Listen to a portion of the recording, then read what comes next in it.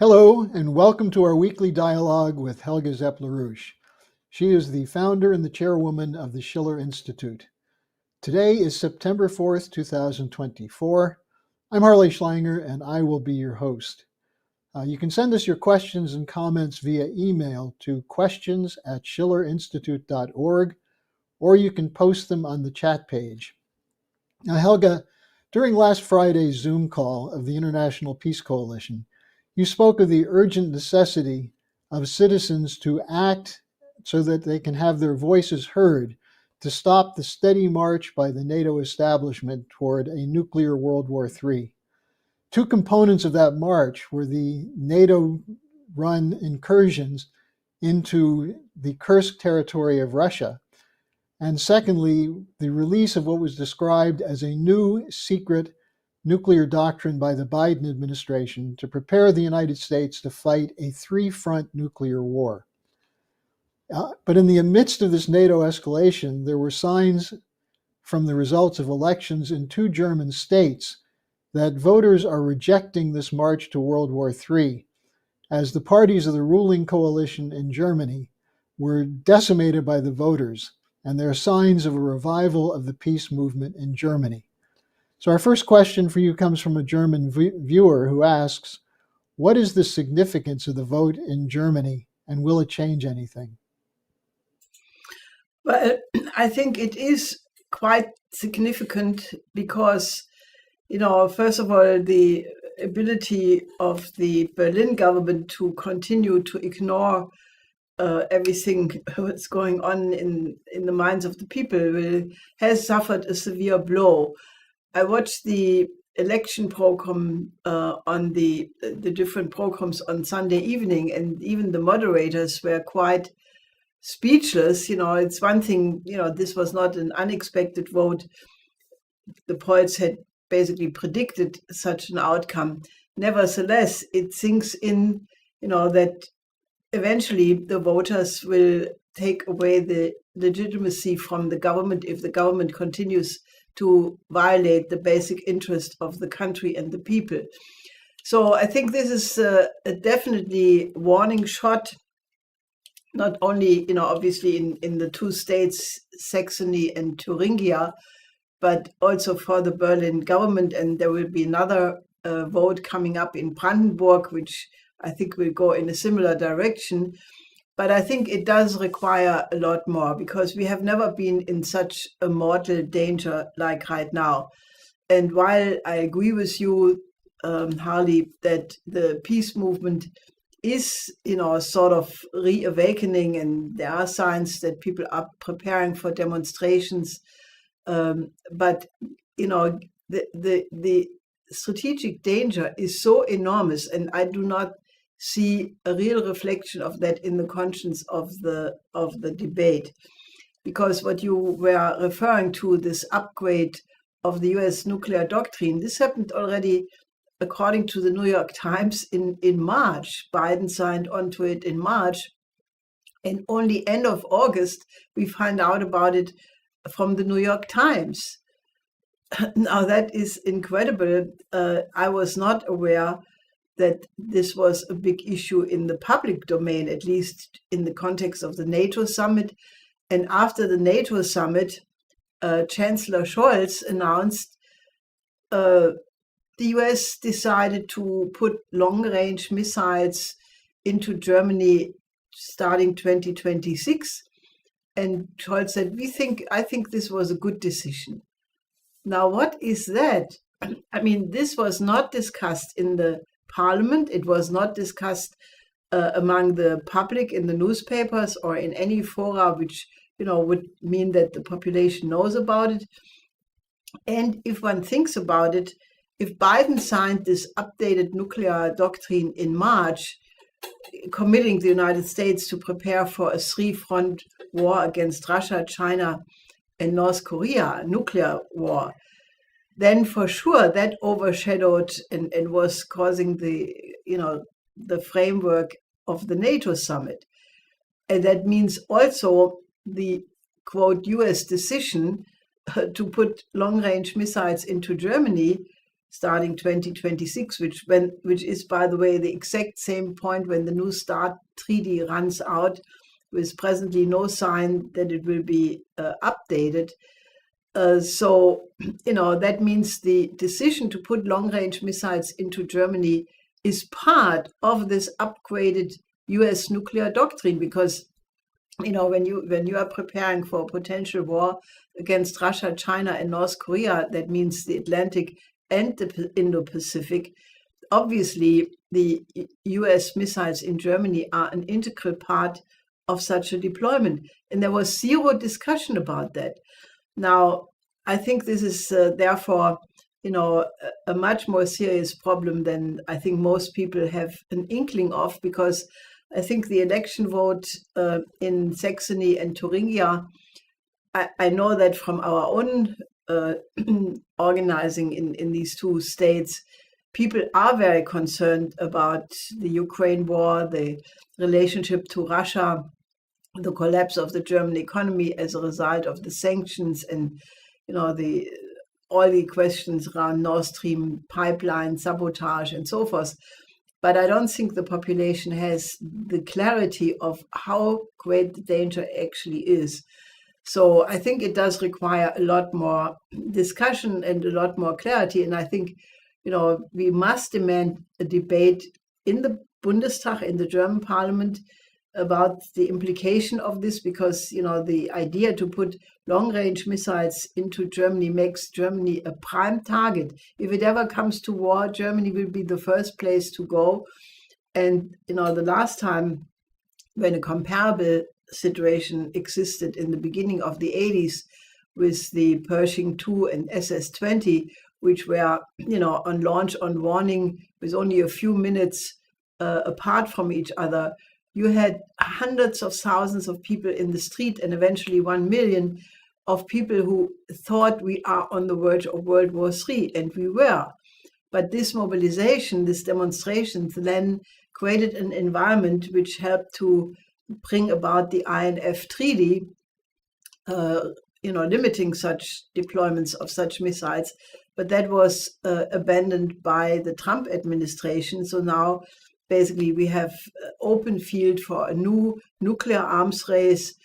And, I think the situation is super dangerous. And therefore, we need a lot more discussion and a lot more debate and demonstrations. And what's been the reaction from Russia? Because apparently the Russians were aware of this change before it was publicly announced by the New York Times. Yes, the Russians have put out both Deputy Foreign Minister Ryabkov, also the Kremlin spokesman Peskov. They all announced that, that, as Peskov put it, because of the destructive action of the collective West, Russia feels compelled to upgrade its own nuclear doctrine, responding to that. And, I think that the implication of this is gigantic. There was a very interesting article by Ted Postol, who is probably one, if not the most important nuclear expert, formerly MIT professor. Now he is retired. He wrote an article in Responsible Statecraft, where he, not surprisingly for anybody who is studying these matters, he said, this idea of a first strike or preemptive nuclear strike exists de facto since 2 decades. And therefore, this present revelation, admittedly, North Korea is a new phenomena, but that it's basically, the only difference is that it was made public. Because Biden in the election campaign, when he was running for president, had promised he would do away with the idea of a U.S. potential preemptive strike, or he would, make sure that the U.S. would have a no first strike policy, but he never came through with that. So Russia had up to now the doctrine that they would only use nuclear weapons if the existence of Russia and the territorial integrity of the Russian Federation is at stake. And that's what they apparently are now in the process of modifying. China has a policy of no first use under any circumstances, but this creates an incredible imbalance in the strategic situation, which I think if people would just think about it, how close we are to a potential mistake, some occurrence which could in a very short period of time lead to a global nuclear war, after which there would be absolutely nothing, a nuclear winter and the end of all life on the planet. And I think we urgently need reflection about that, and we need to change it, because it's clear that some powers intend to keep that regime of nuclear terror de facto, the potential of they're trying to change mutual assured destruction, but not in the direction of getting rid of nuclear weapons, but in the other direction of making nuclear war thinkable again. And that is something which is not in the awareness of the public sufficiently at all. You're hearing from Helga Zepp-LaRouche of the Schiller Institute. We can take your questions. Send them to us at questions@schillerinstitute.org. Helga, we have a couple more questions on this so-called new strategic doctrine from Martin, who I think is from Virginia. He wrote, I saw coverage on your website of the new nuclear doctrine of the United States and also heard Judge Napolitano speaking about this. Is there a response from anyone in the Congress to this? Have you tried to get RFK Jr., Robert F. Kennedy Jr., to speak about this, or Trump? They're warning about the possibility of nuclear war. Shouldn't they bring this up? Yes, definitely. I think my American friends will for sure try everything possible to both reach Robert Kennedy Jr., Tulsi Gabbard, Donald Trump, all of the above. I think they have talked about the danger of nuclear war already, and that means there is a certain perception about that. But I can only say that we need very, very quickly a broad, inclusive debate, especially also about the implication of what it means to move in the direction of a thinkable nuclear war to be fought. And I think recently several Russians have made very clear that the idea that such a war would be limited to Europe and that you could have a regional nuclear war which then would stop, that is a complete illusion, and that it would reach American cities. Tulsi Gabbard a couple of years ago already had named all the different US cities which would be hit. There are so many factors which for example, the Russian doomsday insurance, where they have Poseidon submarines, which, if they would be, for example, in front of some cities in the United States, I remember a presentation by one of the nuclear experts saying that these missiles would reach Washington more quickly than the president would have time to reach Air Force One. And I think, that is what people have to know when people are playing with the idea of a winnable and fightable nuclear war. Now we have another question on this general topic from an activist in the anti-war movement from London. She writes, the British press keeps writing that NATO should provide whatever weapons Zelensky is requesting. And by the way, he's been requesting more and more weapons without any concern of a Russian response, as Putin's red lines have been crossed repeatedly and his lack of response shows that he's bluffing. Now, she's saying that's what the British press is saying. Are such stories meant to provoke Putin, or is the British establishment so crazy that they believe what they are saying? And on this same topic, we have from Charles a question. Do you think the U.S. will give Zelensky the long-range missiles he's requesting? Well, I think a lot of what the questions implied, unfortunately, the answer is yes. I mean, the collective West, the establishment, is putting out the line and again, the fact that Putin has not yet reacted when the West was crossing red lines means he's bluffing. This, in my view, is the most dangerous lie or fake news or whatever you want to call it, because it is very quickly reaching the point of no return. I would say, the people in the whole world can be thankful about the patience of Putin, because he could have reacted much stronger, much earlier. People forget that the very special military operation in Ukraine itself was a reaction of the West having crossed a red line, not least the demand by Putin from December 21, where he had demanded from the US and NATO ultimate security guarantees, legally binding security guarantees, that Ukraine would not be part of NATO and there would be no offensive weapons at the Russian border. And these demands were ignored.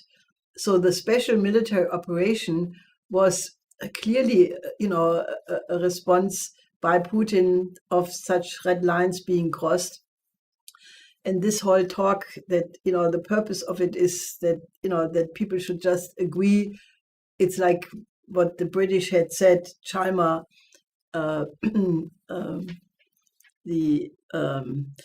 Chalmer, the deputy head of the Royal United Security Institute, the RUSI, he had made this line a couple of months ago, maybe a year ago, boiling the Russian frog, by increasing the level of, more weapons, more long-range weapons. And now, the Ukrainians have presented a list of targets of cities in Russia they think should be hit. And there is right now the United States very close to approve the deployment and sending of long-range missiles into Ukraine, the AGM-158 Joint Air-to-Defense Standoff missiles, the so-called JASMs. These are missiles which can reach very deep into Russian territory. And basically it would mean that the staging area for Russia would be pushed back by several hundred miles. It would make it very difficult for Russia to keep up any offensive operation.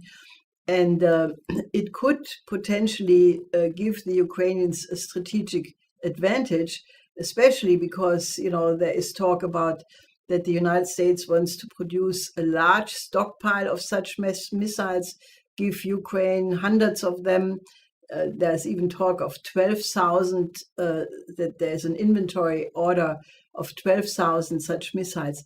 Now, this is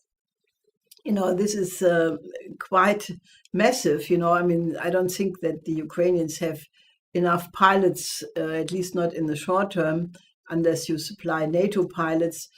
But all of this is just pushing the and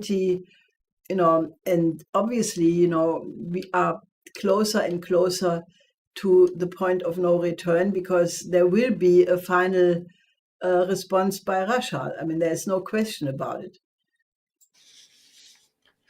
Now we have a question that takes up the other active war zone, which is right now in Southwest Asia, from someone in Bristol, United Kingdom, who writes, in response to the tens of thousands, perhaps hundreds of thousands of Israelis who have been marching against Netanyahu the last couple of days, the Histadrut issued a call for a general strike, which was partially successful.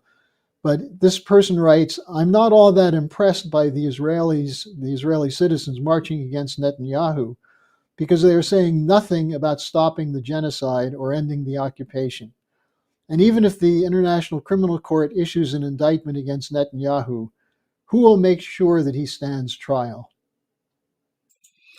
Well, I think the question is absolutely right, because, the latest reports from the genocide going on in Gaza are just, beyond description. And, more than 20% of the population is dying of starvation and similar effects.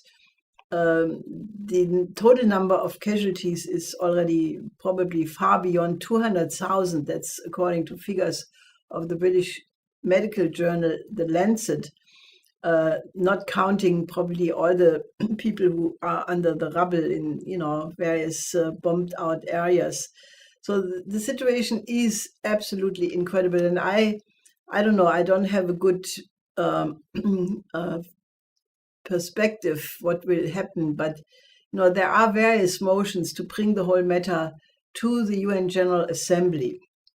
And there is actually the provision that if the UN Security Council is blocked for one or another reason, and this one is blocked because of the continuous veto from the United States blocking any action by the UN Security Council, that I think, people are not considering the long-term erosion this has. The credibility of the global collective West is at a 0 point. I think if you look at the situation, you have the global South moving in a completely different direction. You have the Eastern Economic Forum in Vladivostok, where you have 6,000 participants.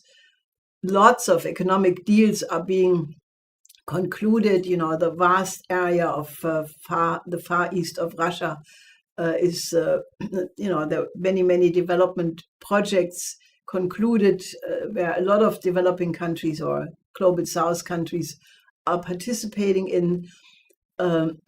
Russia is completely oriented towards the east. They have abandoned the West. Then you have the FOCOC summit in Beijing, where 54 African country, the heads of state, 50 of them are there. Xi Jinping had several bilateral meetings. There are very important bilateral, multilateral treaties being concluded on nuclear energy, on all kinds of development plans. So if you look at the world, you have the vast majority of the human species moving in a different direction, trying to create an economic system to the mutual benefit of everybody. And you can be sure there are tons of discussions, among all these people. And then they look at the West and they see that the West is doing nothing to stop this. To the contrary, the weapons continue to be sent, no action to restrain the genocide at all. Now, apart from the tragedy this means for the Palestinian people who are being slaughtered, this has a corrosive effect on the credibility and the moral standing of the West, which cannot be remedied, I think, for a very long time.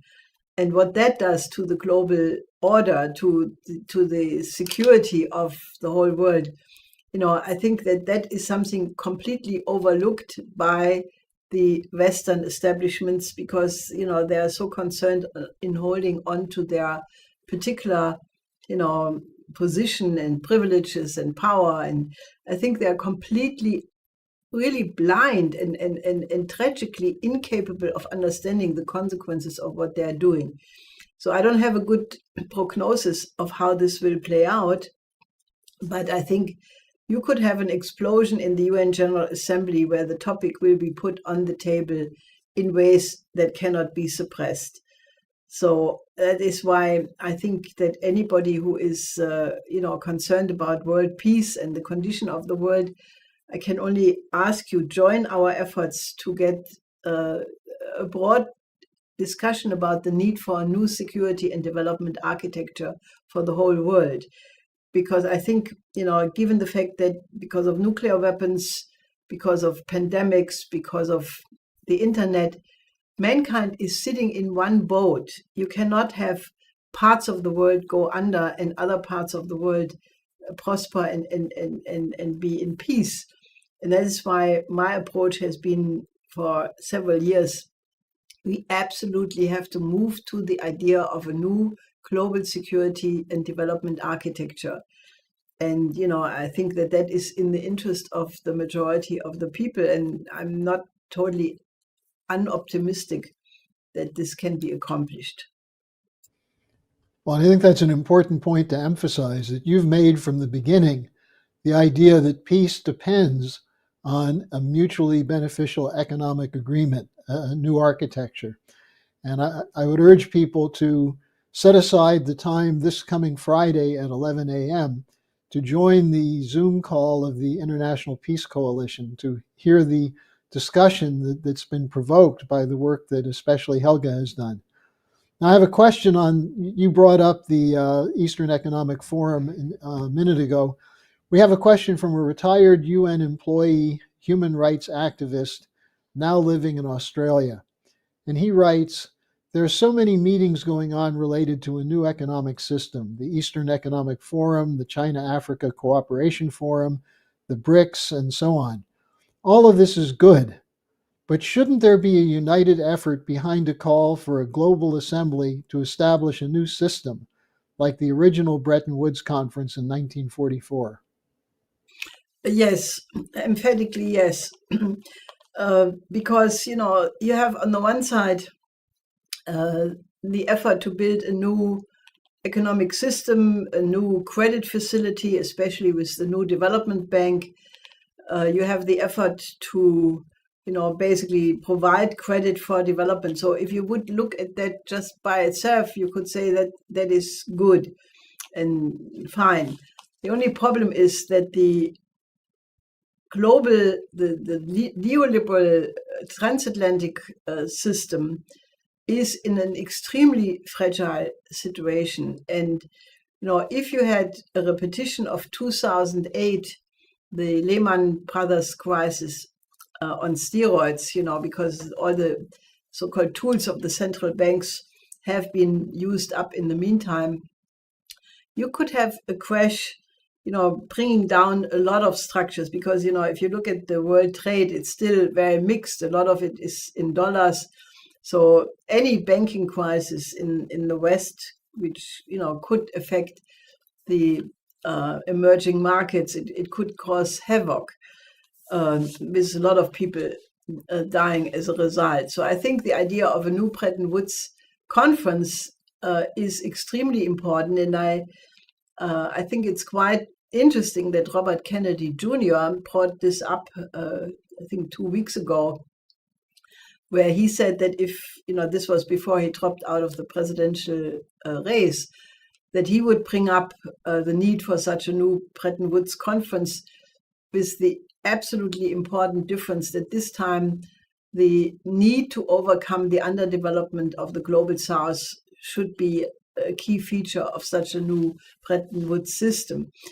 And I can only fully agree. The idea to have a new Bretton Woods system is one of the key demands of Lyndon LaRouche when he designed the 4 laws, which is the idea of reintroducing Glass-Steagall to basically deal with the 2 quadrillion outstanding derivative bubble, which is an incredible Damocles sword hanging over the world, but then having national banking and provide credit for, a crash program, fusion power, space cooperation, increase the productivity of the world economy.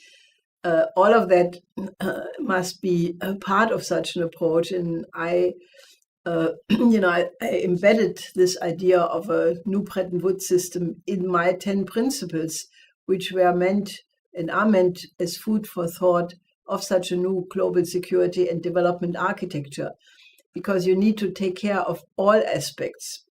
The need to go to absolute sovereignty of all nations, to basically have a elimination of poverty, to provide universal health care for everybody on the planet, to have universal education, to have a security system. All of these are elements which I think really need to be taken on as a totality. That's, I think the model, in my view, can be the Peace of Westphalia, where, in 4 years, people were sitting together, hammering out not only basic principles of peace, namely, that you have to pursue the interest of the other, and that for the sake of peace, you have to forgive all crimes committed on both sides, and that in the reconstruction of the damaged economy, the state has to play an important role, which was the beginning of cameralism. So, but apart from these principles, the conference participants also discussed a lot of detailed questions like territorial challenges and all kinds of such questions. So I think that, once there would be a commitment to have such a new security architecture, one could, sit down in a conference and solve all of these problems, but as a totality, with the idea that the end result must be to create an economic system which is in the interest of the human species as a whole and in cohesion with the laws of the universe. So I think, anybody who is concerned should help, get in contact with us, help us to mobilize, contact all relevant groups. We are trying to unite the peace movement internationally because, there are many people now waking up to the danger. But I think if you compare the closeness of the catastrophe with the degree of mobilization, it's a huge gap. So please contact us, or you did already, but work with us to implement these approaches for a solution. Well, as you were speaking, we just got another question, and someone writes, I've been having trouble making the connection between the economic crisis and the war danger. Can you speak about the relationship between the economic crisis, the deindustrialization, the crushing debt, the collapse of infrastructure, and so on, the relationship between that and the launching by the Western establishment of these permanent wars? Well, look at the military-industrial complex, or as Ray McGovern calls it, the MITI-MEC, the military-industrial intelligence, congressional, think tank, academia complex. I probably forgot one of these categories. I mean, the problem is that with the shift, which was started by Nixon in 1971, and which my late husband prophetically had recognized as being the launching point for a road which would end with the war danger. This is now more than 50 years ago. But we are at that point, and what you see is that the replacement of productive capacity, economic capacity, which was devoted for the well-being of the people, has been replaced more and more and more to the advantage of the military sector. While, a lot of production, especially in the United States, was outsourced to so-called cheap labor markets, I think the industrial production chain is not complete in the United States. It is complete in respect to the military capacity. And that becomes a self-feeding process. And you see the same tendency in Great Britain, for sure. You see the effort by the European Union to militarize the European economy. I mean, this is crazy. Germany just now is collapsing. The economy is falling through the floor. VW, basically the most famous of the cars in Germany, is announcing that they will close down factories. They will lay off large numbers of workers, all because of an idiotic combination of green policy, the Green Deal, the sanctions. But it is collapsing, and the only thing which is being pushed is the militarization of the economy. And since you are not producing weapons to decorate your house, you're producing weapons to be used, and that is why we had one of these so-called interventionist wars after the other. Afghanistan, Iraq, Libya, Syria. And I think the total number of wars is somewhere around 50, smaller, bigger wars. And, that is a self-feeding machine. I mean, we have a friend who made the point that if in the 20 years where NATO was in Afghanistan and $2 trillion were spent from the United States alone, if only 3% of that money would have been used to build up the economy of Afghanistan, it would be a flourishing country right now. Obviously this was not done.